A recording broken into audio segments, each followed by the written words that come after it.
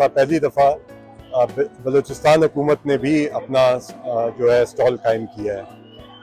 अफरादी क़ुव्वत जो है वो पाकिस्तान और सऊदी अरब का जो ताल्लुक़ है उसका एक सबसे अहम हिस्सा है। हुकूमत पाकिस्तान की ये भरपूर कोशिश है कि हम इस शोबे में मज़ीद बेहतरी लाएँ, अपना जो हमारा ट्रेनिंग का निज़ाम है उसको बेहतर करें और आने वाले वक्त की जो यहाँ पे ज़रूरियात हैं उनके हवाले से ट्रेंड जो वर्कर्स हैं उनको हम यहाँ पे भेजें।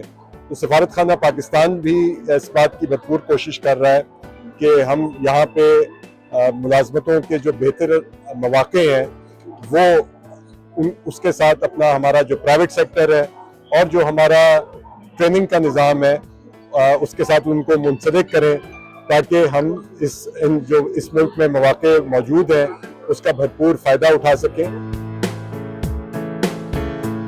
यहाँ आने का मकसद ये है कि देखिए जी, पाकिस्तान और सऊदी अरेबिया के बायलैटरल रिलेशंस इंतहाई ज़बरदस्त और दोस्ताना और बरादराना है। हमारी मैक्सिमम लेबर मैन पावर यहाँ आती है, उस लेबर और मैन पावर का अनस्किल्ड से स्किल्ड की तरफ लेके चलना है ताकि जो पोर्शन है वो ज़्यादा स्किल्ड का हो और वो लोग ज़्यादा बेहतर अंदाज में काम कर सके और रियल वेजेस उनकी बेहतर हों ताकि पाकिस्तान की कंट्रीब्यूशन जो रेमिटेंसेस की सूरत में मिलता है उस पर बेहतरी आ सके। तो मेरा ख्याल है इट्स अ ग्रेट अपॉर्चुनिटी और इंशाअल्लाह it will have a very positive impact on labour mobility between Pakistan and Saudi Arabia.